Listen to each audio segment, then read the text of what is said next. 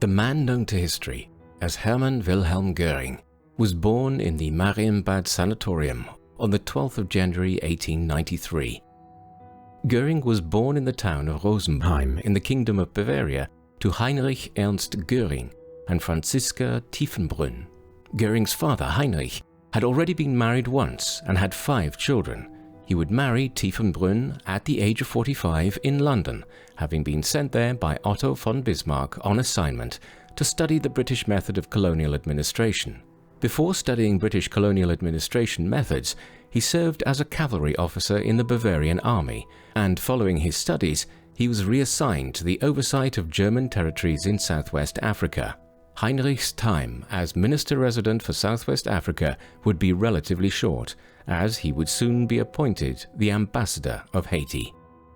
Hermann Göring's mother, Franziska Tiefenbrunn, had given birth to 3 other children, Karl, Olga and Paula, before Hermann, and when Göring was born, his mother returned to Haiti without him, leaving him in Frut, Bavaria, with a family friend, and for the next 3 years, Göring would live with the Gauff family, holding much resentment for his mother for leaving him behind.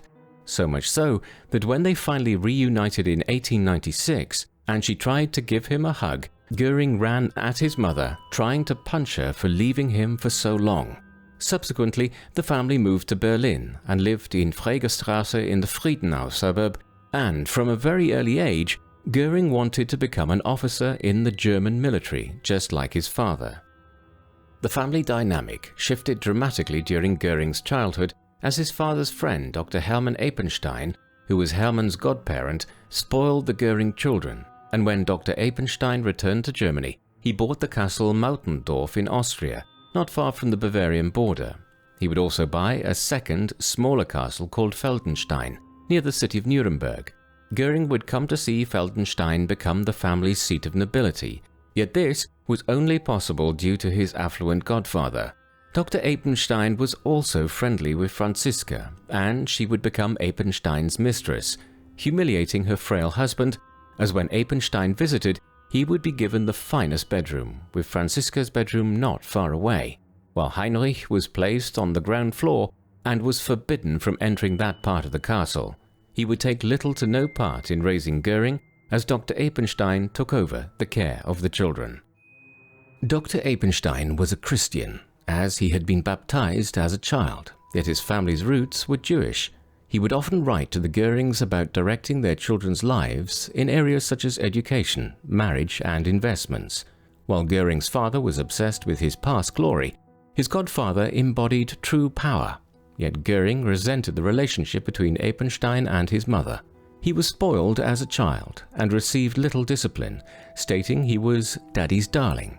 He was a difficult pupil and left his first school in Frut in 1900, and in 1904 he was sent to boarding school in Ansbach, which he hated, so much so that he spent his last change on a ticket home, whilst making sure to cut all the stringed instruments before leaving.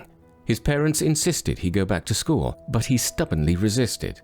He was unable to cope with the restrictions placed upon him at Ansbach, and he believed his defiance towards authority figures was a sign of natural heroism. His father said historical greatness ran through their blood, and this saying would inspire Göring towards a grand vision. In 1905, it was agreed upon by his father and Apenstein to send him to the cadet school in Karlsruhe in Baden. Ironically, the two did not anticipate Göring's positive response to the idea of attending the academy, as he thought it was finally a school fit for a hero. By 1909, he enrolled into a military training college at Lichterfelde near Berlin.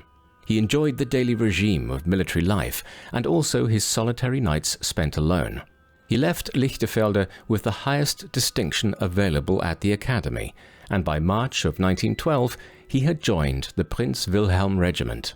He would be part of the 112th Infantry Regiment stationed at Mulhouse, and by 1913 Göring would become a commissioned officer. It would be only a year later that the tenuous friendship with Apenstein would end in 1913, forcing the family from Feldenstein. As a result, Heinrich moved the family to Berlin, and shortly afterwards passed away. Though the loss of his father was devastating, Göring settled into life at Mulhouse and became friends with Lieutenant Bruno Lürzer. Mulhouse was a border garrison town in German Alsace, with no more than a mile separating Germany and France. Meanwhile, in Sarajevo, the Austro-Hungarian heir apparent to the throne, Archduke Franz Ferdinand, had been assassinated by Gavrilo Princip, a member of Young Bosnia, in 1914. This assassination resulted in the July Crisis, which saw the diplomatic relationship of European countries deteriorate. When war was declared, Lieutenant Göring and his men were ordered to retreat behind the Rhine to take up a better defensive position, and the French quickly took the town. One of Göring's first missions would be to provide a scouting report of the French position in Mulhouse, although Göring, eager in the heat of the moment, pushed the French out of the town. He captured 4 French dragoon horses and returned to base with his war prizes. On the following day, Göring and his platoon entered the town on bicycles and engaged the French troops in a skirmish, sending them into a panic. Göring's success led him to concoct a plan to capture General Paul Pau, but a nervous rifleman gave away their position when he misfired his gun. With their position compromised, the platoon returned back to base empty-handed, leaving Göring bitter about his lost opportunity to gain instant fame. Göring became an experienced and reliable junior officer, but would be unexpectedly struck down with rheumatism. He was sent to a hospital in Freiburg to recover and kept in touch with Lürzer, who had entered into an air training school. Göring applied for a transfer to the training school, but was denied. Despite the official denial, Göring took the matter into his own hands by arranging his own transfer to be trained as an aviator. Göring would be court-martialed for his actions, but was never punished, as he was attached to the 25th Field Air Detachment of Crown Prince Friedrich Wilhelm's Fifth Army. The two friends carried out reconnaissance missions, which required photographing and drawing the enemy's entrenchment and gun placements. The two became legends, as Göring drew the chain of forts surrounding Verdun and shot at enemies with a pistol when Lürzer flew low enough. The pair would be awarded the first-class Iron Cross for their bravery. Flying reconnaissance took up much of Göring's spring in 1915, and he eventually learned Morse code, enabling him to send messages down to the base whilst in the sky. The first Morse code message he sent was, quote, "You can stop firing, you won't hit the bloody target anyhow," when the French Air Force commenced a raid on the Crown Prince's headquarters during the visit of Crown Princess Cecily. Göring and Lürzer responded by badly damaging a French plane with a pistol before dropping a small bomb on a French aerodrome. As a result of this raid, Göring decided to carry an improvised machine gun when flying, becoming the first German airman to bring a machine gun with him into aerial combat. Once aviation technology had improved, Göring decided he wanted to pilot his own plane rather than being relegated to being just an observer. Göring and Lürzer both attended senior meetings despite their low rank, but their experience in the air proved too valuable for them to be left out. At this time, he caught the attention of Crown Prince Friedrich Wilhelm and returned to Freiburg to gain his wings.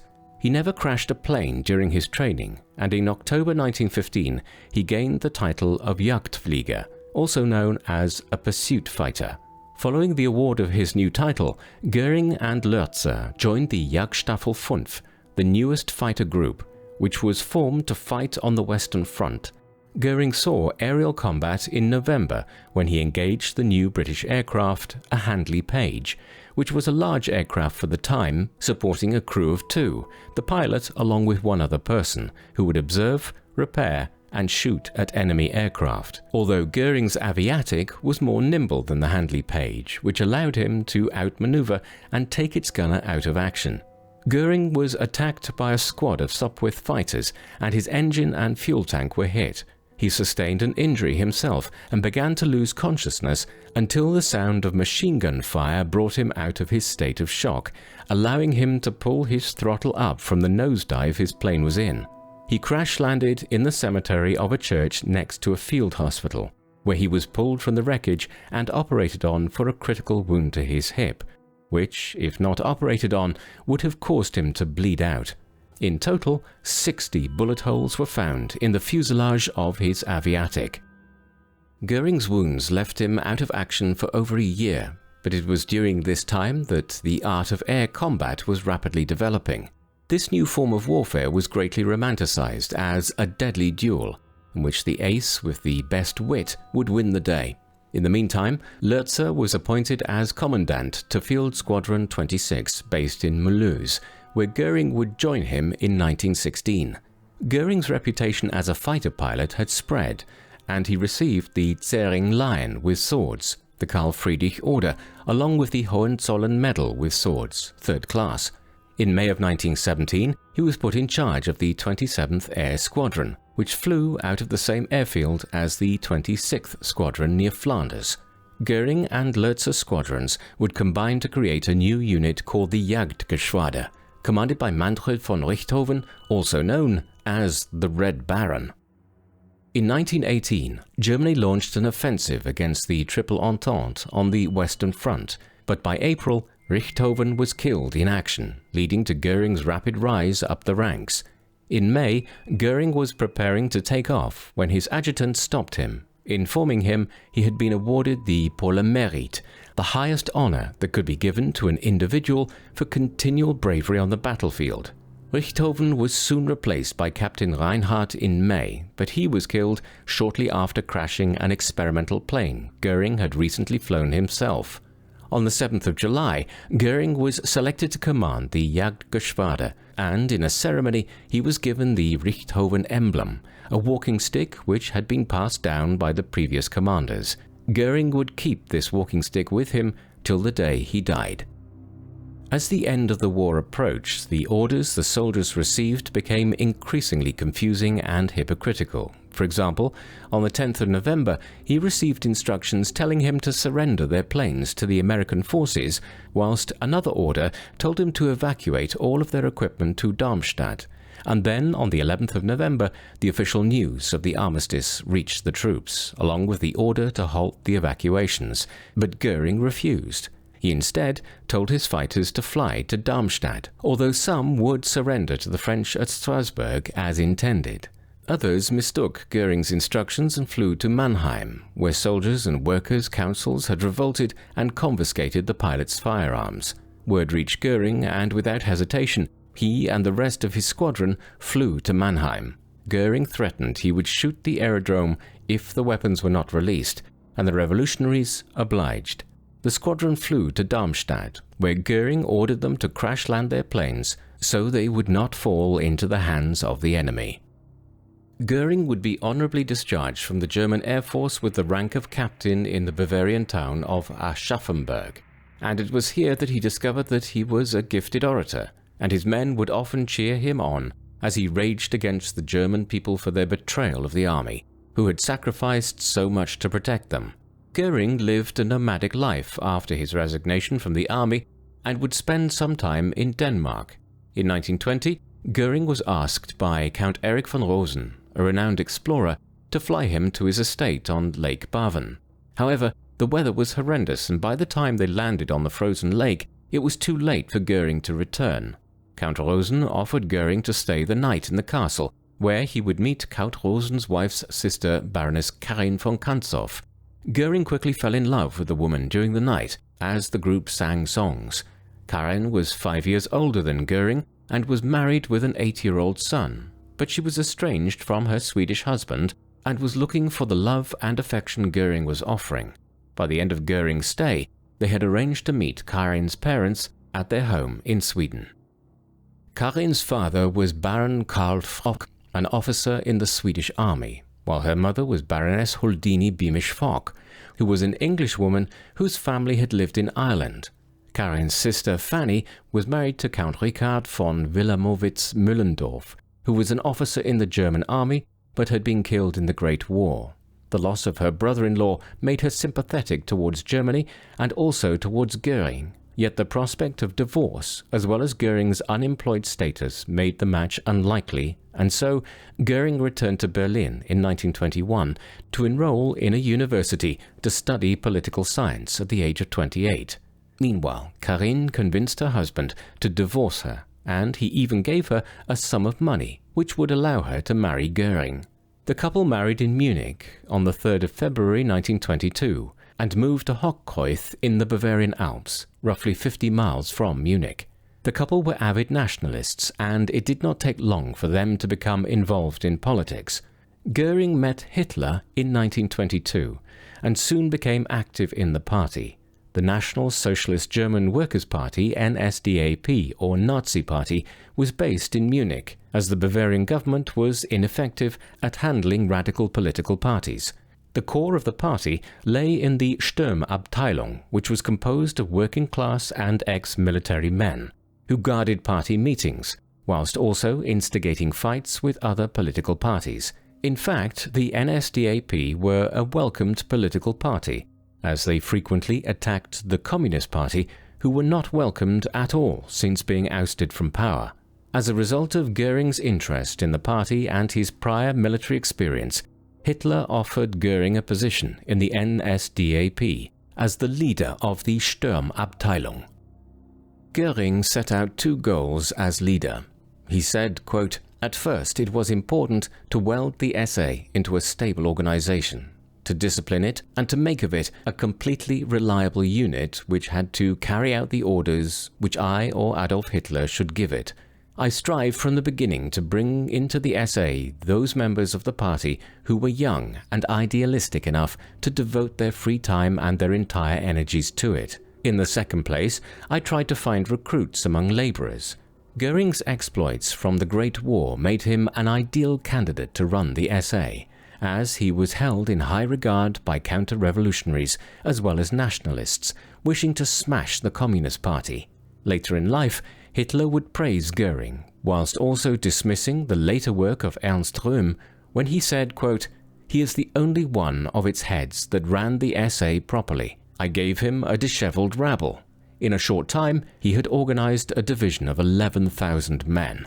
The two formed an unlikely duo, as Göring was a highly decorated officer receiving orders from Hitler, who was low-born and never achieved a rank higher than a Meldegänger, or officer's runner. It was at this time that the Görings moved to a new home in the suburb of Obermenzing in the city of Munich. It was modestly furnished, and their home became the meeting place for the NSDAP. During one of these meetings, Göring would meet Rudolf Hess, a Great War pilot, Alfred Rosenberg, a self-proclaimed philosopher, and Captain Ernst Röhm, an active military member with connections to weapons depots. These men were needed to formulate the rise of the NSDAP, and were exactly who Göring was comfortable being around. Both Göring and Röhm's relationship with Hitler was similar, as Hitler found a way to leverage the best traits out of his leaders whilst also keeping the unruly aspects in line. Furthermore, Röhm's active status in the Bavarian military allowed for easy recruitment into the SA, and whilst Röhm viewed Göring more as a rival than as an ally, his own memoirs never outright declared his disdain for the man. After all, Göring was useful, as he was more even-tempered and unwilling to make rash decisions, unlike Röhm, who was given the title of Chief of Staff of the SA. However, it was Göring who was truly in charge.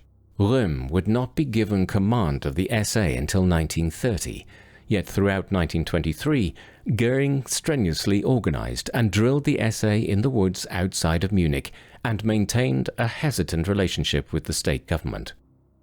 Violence erupted between the Communists and the Nazis on the 1st of May 1923, a rallying day for Communist members, and as a result of the 1st of May incident, Göring and the others were forced to rethink their strategy to grow the NSDAP.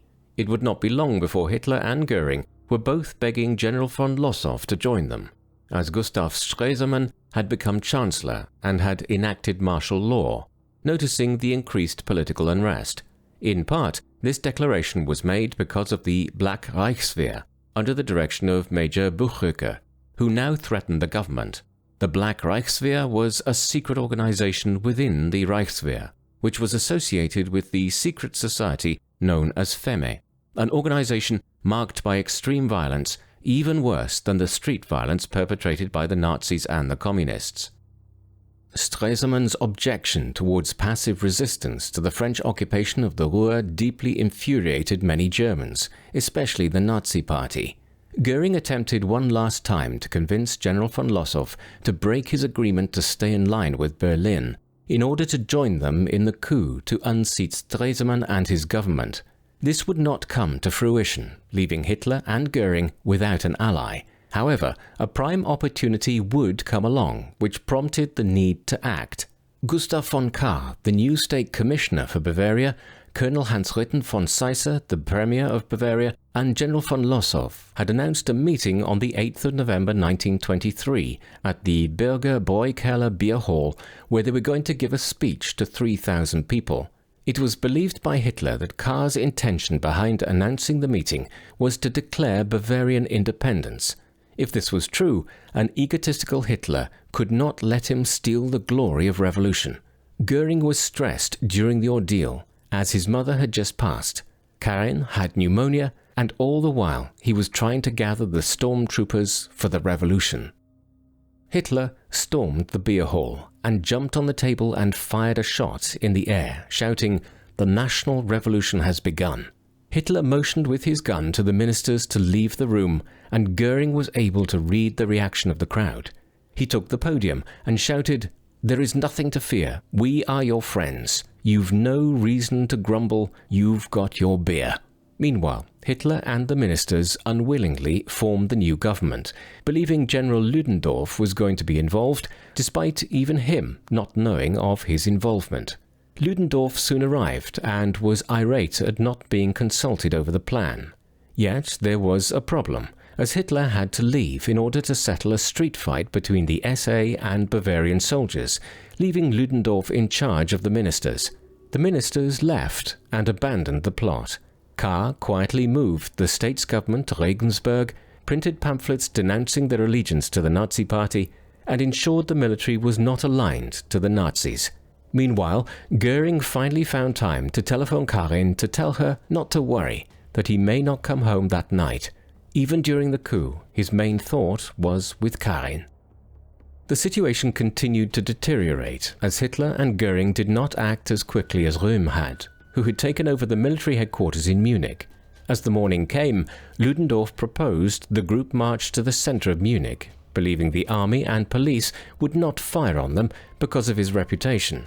By 11 in the morning, Ludendorff led the column of Nazis towards the center of Munich. The column of 3,000 had to cross the Ludwig Bridge in order to reach the inner city of Munich, but armed policemen were blocking their path. Göring approached alone, informing the officers that they held hostages, and if they were to use force against the Nazis, the hostages and those who resisted would be shot. The police stood down and allowed the column to advance, but they had their weapons confiscated as a precaution. The group continued through Zweibrückenstrasse, heading towards the War Ministry where Röhm was being besieged, but in order to get there, they had to pass through the small street of Residenzstrasse, which was blocked by armed police. The Nazis shouted at the police to surrender, but shots were fired and the Nazis scattered. Göring was shot in the groin and was bleeding heavily from his injury. He was taken by stormtroopers into the house of a furniture dealer named Balin and his wife Ilse, who ironically were Jewish, and Ilse dressed the wound as best she could. Once night had fallen, Göring was sent to Professor von Ach to treat his injuries, and Karin arrived to learn that General von Lossow had issued a warrant for Göring's arrest, and Göring begged her to help him escape from Bavaria. Göring's condition was serious, and so he could not easily be moved. But Karin did receive help from friends in the town of Garmisch to smuggle him there. Göring's recovery was slow as his wounds became reinfected, leaving him bitter about the situation, and before long Göring's presence in Garmisch became well known, and he was arrested and placed under guard at a hospital. The crowd sympathized with Göring, and mass demonstrations occurred outside in support, and with Karin's persistence and support from the police, Göring was smuggled out of Germany and into Austria, where he would be operated on in a hospital in Innsbruck. Following the surgery, Göring would suffer from high fevers and excruciating pain, which he would be given morphine for twice a day. As a result of this, Göring would fight morphine addiction for the rest of his life. Göring spent a considerable amount of time in exile, prohibited from returning to Germany by Hitler, who refused to let him stand trial for the failed putsch. His first assignment would be in February of 1924, when he was to speak at a nationalist convention in Innsbruck. Göring soon took a leadership role for the Nazi Party in Vienna and worked closely with Austrian Nazi Walter Riehl. He stayed at the Tirolerhof with Karin and was barely able to pay for their stay, with most of their possessions impounded by the Bavarian authorities. At the end of the trial in April, Ludendorff was acquitted, while Hitler was found guilty along with the other Nazi leadership including Göring, who was found guilty in absentia. Göring filed for amnesty, but never received it. The results of the trial should have ended the Nazi Party, but instead it resulted in a resurgence, seeing the Nazis earn a seat in the Reichstag. The Görings left Austria and travelled through Italy before stopping in Rome. They would be given an audience with Benito Mussolini, where they talked at length about the failed beer hall putsch. Following their short stay in Italy, the couple moved into a flat in Odengarten, Sweden, to take care of Karin's mother. But Karin's own health soon started to decline, as she started having epileptic seizures, and as she suffered more from epileptic episodes, Göring's health also deteriorated with his morphine addiction. In 1927, Paul von Hindenburg was elected president and issued a general political amnesty which included Göring, who eagerly returned to his homeland. Göring worked hard to regain his wealth and connect with Hitler for employment and political purposes. Göring's former position as the leader of the SA was currently occupied by Frank von Pfeffer, a wealthy aristocrat who Hitler could not afford to dismiss due to his economic advantages.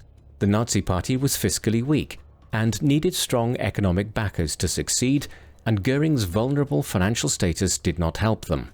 Despite this, Göring was accepted back into the Nazi Party and sent to Berlin to work on accumulating wealth. It was at this time that Göring's connection to the airline industry paid off, as his friend, Erhard Milch, senior executive of Lufthansa, got him a job working as a business representative with the Bavarian Motor Works Company.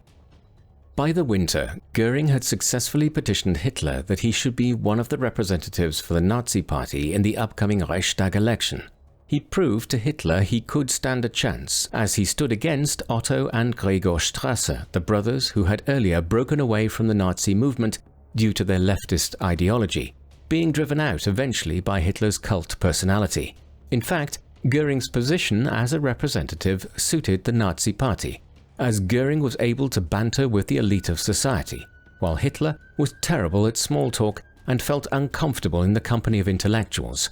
In the election, the Nazis performed poorly, but Goebbels and Göring both took seats in the Reichstag.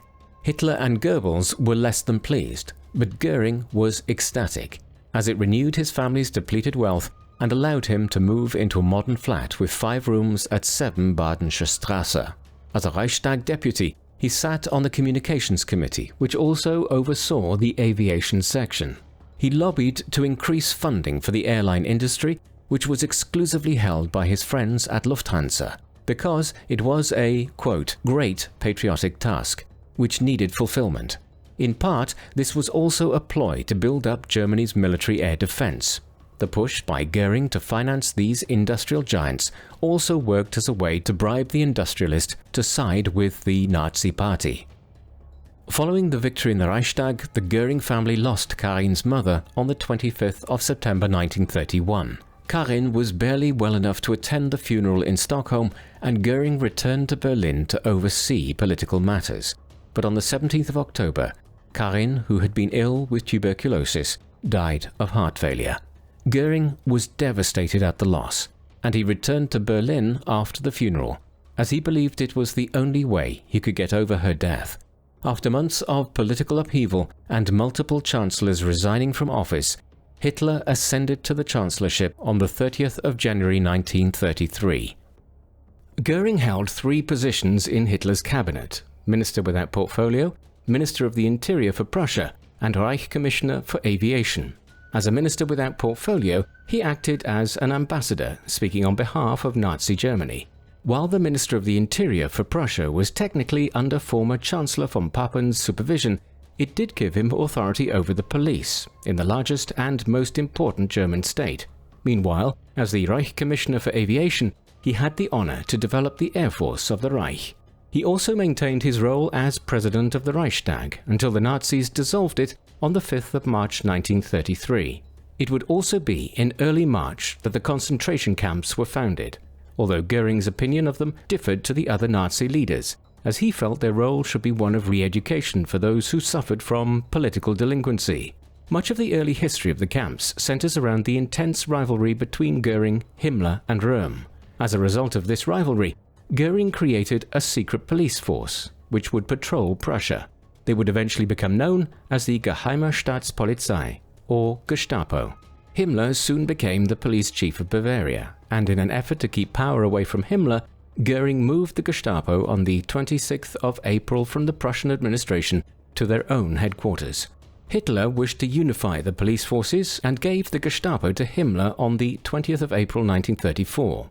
The rivalry with Röhm was also growing at this time, as he was attempting to replace the Reichswehr with the SA, a move which threatened both Hitler and Göring. As an act of defiance, Röhm helped establish nearly 50 concentration camps by the end of 1933, despite Göring's so-called approved concentration camps. The SS, out of their own defiance, founded Dachau concentration camp in the spring of 1933 and fired upon Göring's men when they tried to investigate the unauthorized concentration camp. Hitler forced Himmler to close the camp, yet Göring was outclassed as he lost control of the police to Himmler. Röhm was becoming more bold with his demands, and as a result, Göring allied with Himmler to try to eliminate him. They needed time before they could move on Röhm, but Göring's health was starting to fail. Göring had grown fat as a result of inconsistent eating schedules and overindulgence when entertaining guests. His preferred foods included sandwiches and beer, along with his favorite, which was cake. Göring's sleeping habits weren't much better, as he would stay up late watching films privately, going to bed at 2 or 3 a.m. and requesting to be woken up at 6:30, although Göring hardly needed to be wakened since he suffered from insomnia. In May of 1933, Hitler appointed Göring Reichsmaster of the Hunt and Master of the German Forest.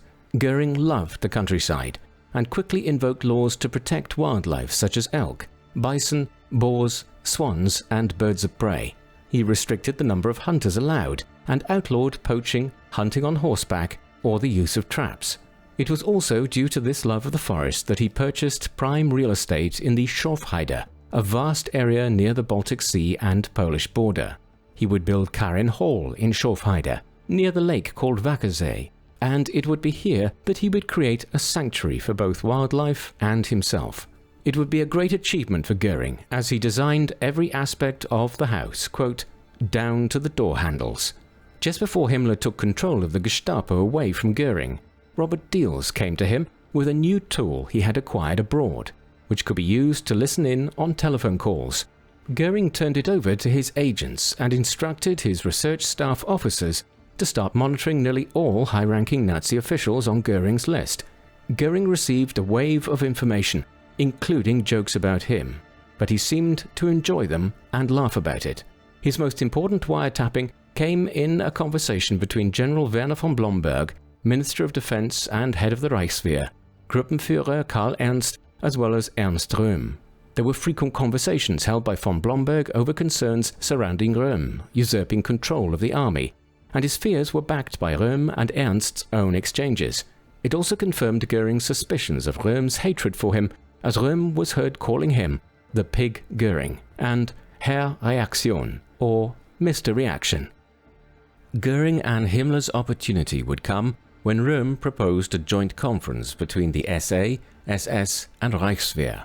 This led to growing resentment of Röhm, and if Hitler would not stop him, then the army would not support him. The SA was called to Bad Weissei for a leadership conference, and it was here that the trap would be sprung. Hitler and other top Nazi officials raided the Hanselbauer Hotel on the 30th of June 1934 and arrested Röhm and other SA leaders. Göring was in Berlin, raiding the SA headquarters, where he meticulously went room to room, pointing at individuals, ordering their arrest. The Night of the Long Knives, as it would be known, was an act of political suppression against inner party members, carried out to settle political disagreements. The following year, on the 10th of April 1935, Göring would ask Emmy Sonnemann, an actress he had been dating since 1932, to marry him. It was to be a grand event, with great pomp and circumstance. The streets decorated for the event. Soldiers lined the streets leading to the cathedral, and all traffic was stopped for the procession. Hitler would serve as the best man for Göring at the wedding. However, there was a possibility that the wedding occurred at Hitler's behest, as he believed there were too many eligible men among the high-ranking Nazi members. Following the wedding, Emmy would be crowned as First Lady of the Third Reich by Hitler, and the couple retreated to Karin Hall with a small entourage. Göring slipped away and spent an hour at Karin's tomb in the mausoleum. The next morning, Göring and Emmy left for Wiesbaden, and then went on to Yugoslavia for their honeymoon.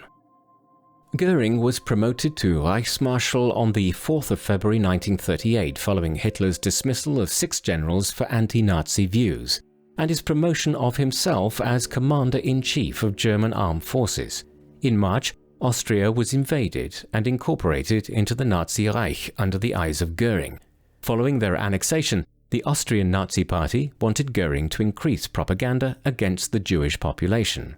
Göring was reluctant, as he enjoyed Jewish composers and painters, yet believed they were guilty of profiteering and scheming, leading to the defeat of Germany in World War I. In private conversations with Emmy, he would say, quote, "The Jews were just like any other people, but a bit smarter," which he would often say with a grin. He would also say that they had good and bad people. He felt squeamish when Goebbels and Himmler talked about the extermination of the Jews, and would often excuse himself. The Görings had their first and only child, Edda, on the 2nd of June 1938, and Hitler would act as the newborn's godfather. In the following year, on the 1st of September 1939, German troops invaded Poland, and Göring would ascend to the pinnacle of his power. Hitler had selected Göring to be his heir should anything ever happen to him. As the war progressed, Göring started to argue with Hitler over strategic decisions. Göring wanted to start the air assault on Britain, while Hitler wanted to hold them for the attack on France. Hitler instead set his eyes on the Nordic countries, although Göring had personally guaranteed Sweden's neutrality, despite Hitler's own wishes to invade Sweden for their iron ore. Göring was able to broker a treaty in which Sweden would remain independent and, in return, give the Nazis the iron ore they needed. Following the defeat of the British at Dunkirk, Göring requested an immediate attack on the British. He believed the disorientated state of the British military would allow for even the most ill-conceived plan to succeed. Hitler refused, believing Britain would surrender in the next few weeks, unlike Göring, who knew they would only surrender once the final blow had been dealt. The good weather turned terrible, which prohibited them from flying because Göring wanted the most accurate bombing raids to destroy ports, factories and airfields. When the Luftwaffe was finally unleashed, they met heavy resistance from the RAF. The Luftwaffe lost nearly 1,500 planes as they underestimated the advancement in British radar and code decryption. This would be the beginning of a year-long campaign of bombing England, which became known as the Blitz. On the 9th of August 1940, Göring and Hitler had an argument over their next military moves. Hitler wished to attack the Soviet Union as a preventative measure. Göring pulled Hitler up on his hypocrisy. As Hitler had stated in his biography Mein Kampf, he would never involve the German people in a two-front war, similar to the Great War. Hitler was outraged over Göring's dismissal of his plan, and even more so that Göring ignored him to continue arguing his point. Hitler had become obsessed with attacking the Soviet Union, and Göring pleaded with Hitler to look at Napoleon's failure to conquer Russia. As comparable to the British, he argued that the Russians would not broker peace. In 1941, Göring became involved with his most infamous interest, his love of art. Göring had long planned the Hermann Göring Museum, an art gallery which he planned to open in 1953. He loved Renaissance and Dutch paintings, as he was well versed in the two. He had 4 stately homes that needed to be filled, and he enjoyed staring at paintings for hours. Göring had multiple staff members who helped him acquire the art. He even told them not to worry about the race of the individuals selling the art, and instead focus only on the art. When further anti-Jewish laws were enacted, Göring used his power to assist Jewish art dealers into Switzerland to avoid prosecution. Göring also worked closely with directors of national institutes such as the Louvre to build special bunkers to protect the art from bombing raids. Whilst Göring did protect collections, he plundered others, having trains full of art shipped back to Germany to be displayed in public museums or private collections. It was an impressive collection with superb record-keeping by Andreas Hosfer and his assistant Gisela Limberger. The two created a detailed ledger which included photographs of every piece of art when it was bought and sold, along with the specific detail of what had been restored. All money made from the sale of art would be directed towards the construction of the Hermann Göring Museum. On the 31st of July 1941, Göring ordered Himmler's right-hand man Reinhard Heydrich to make, quote, necessary preparations for a total solution of the Jewish question.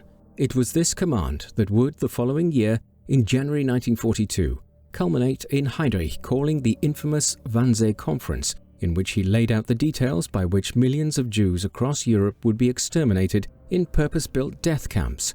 Although Göring had little involvement in the day-to-day operations of the final solution, he did give the order for the SS to begin operations to liquidate the Jews, and it was this order, more than anything else, that would result in both Göring's death sentence at the Nuremberg trials and cement his reputation as being amongst the primary instigators of the Holocaust. By the end of 1941 and into 1942, it was becoming clear that the Russian campaign would not be over quickly. The troops, supplies, logistics and technology needed to defeat Russia was outpacing the Nazis' ability to produce them. Göring was still in charge of labor, currency and rationing, but this changed on the 21st of March 1942, when he announced Fritz Sauckel would take over the duties of assigning the use of labor. While Göring was still to be consulted on the matters, he effectively removed his hands from the cruelty and extermination of the Jewish people, which was to begin in Eastern Europe. Sauckel filled the factories with slave labor and ordered they be worked to death. Hitler and Göring's relationship became more strained as the war went on. The Allies increasingly became unopposed as the number of planes protecting German cities diminished. Hitler ordered an all-out assault on England by the Luftwaffe, a feat which was both impossible and suicidal, and Göring was distraught over it. Hitler would neither accept Göring's advice or take his resignation. Göring was stuck. As the Third Reich was disintegrating, Göring withdrew himself from the decision-making process, and he wasn't present during the D-Day invasion. His last ounce of gravitas was used to release his nephew, who had been arrested following the failed Operation Valkyrie. He was suspected of being part of the coup, but there was no evidence to prove it. As the Red Army advanced in 1945, they were closing in on Karin Hall. Göring had the art removed, and a demolition team rigged the house to explode. As Germany collapsed, Göring and Emmy escaped into Bavaria, where US First Lieutenant Jerome N. Shapiro found him stuck in a traffic jam and brought him into American custody. He remarked how the Görings were happy to be found by the Americans, as if they were escaping a bad dream. Göring was taken to the 7th Army Interrogation Center in Augsburg, and it was here where he talked freely to the Americans. In the reports, they noted, quote, "Göring is by no means the comical figure he has been depicted so many times in the newspaper reports. He is neither stupid nor a fool, but generally cool and calculating. He is certainly not a man to be underrated. Although he tried to soft-pedal many of the most outrageous crimes committed by Germany, he said enough to show that he is as much responsible for the policies within Germany. Göring is at all times an actor who does not disappoint his audience." Göring painted a vivid, startling and proven authentic account of life in Nazi Germany, which had eluded the Allies for so long. He told the Allies he was unable to save all of the art, and some had fallen into the Russians' hands. Göring helped the Allies recover all the art they could, except for the ones that had fallen into the hands of the Russians in Berlin. Göring was moved to a small suite in the Palace Hotel at Mondorf in Luxembourg. This would serve as the jail for many high-ranking Nazis, such as Joachim von Ribbentrop, Admiral Karl Dönitz, Albert Speer, and Hjalmar Schacht. And it could be said that there was some irony here, as Dr. Robert M. Kempner was to prosecute the Nuremberg trials, and he was once the youngest prosecuting counsel in the Prussian police department when Göring fired him in 1933.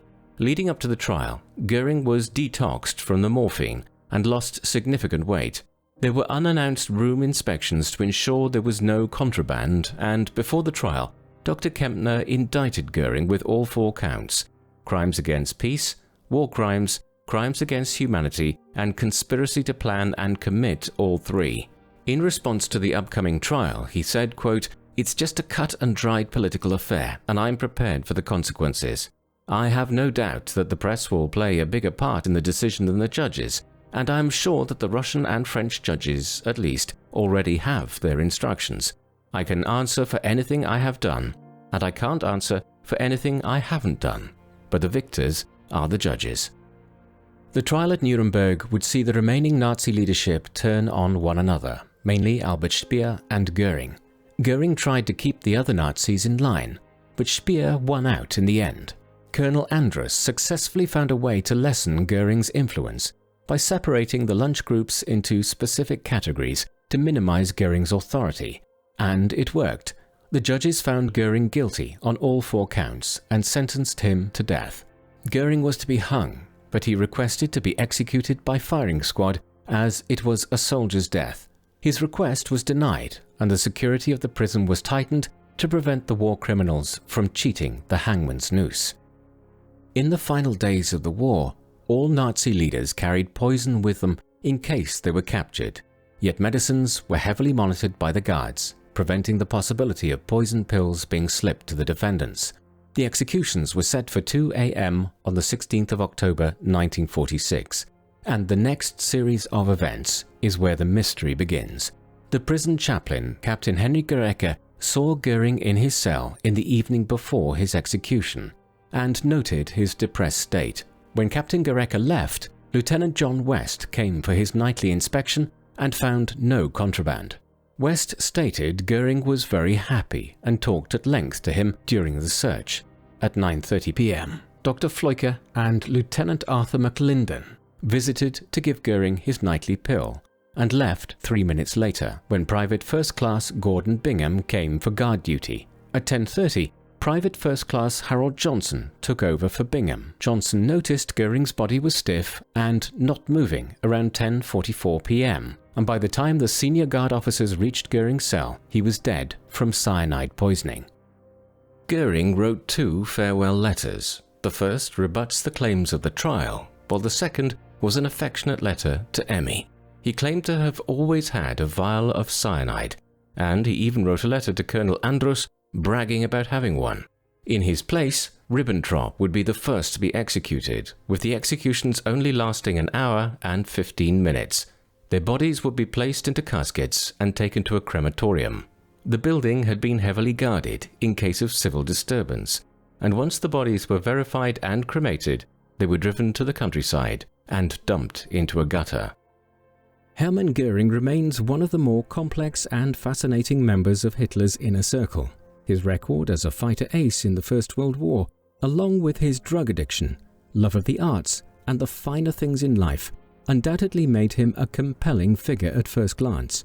However, he was also greedy, selfish, and ruthless, as time and again he schemed against his enemies in the Nazi regime, used his power to make himself rich, and at all times placed his own interests above those of the Nazi Party and even his country. Furthermore, his place as being one of the instigators of the final solution has ensured that no matter how charismatic or brave he may have been early on in his life, he was, in the end, corrupted by power, becoming just another mass murderer addicted to excess. What do you think of Hermann Göring? Do you think he could have mustered the strength to stand up to Hitler, or was he doomed to cowardice? Please let us know in the comments section below. And in the meantime, thank you very much for watching.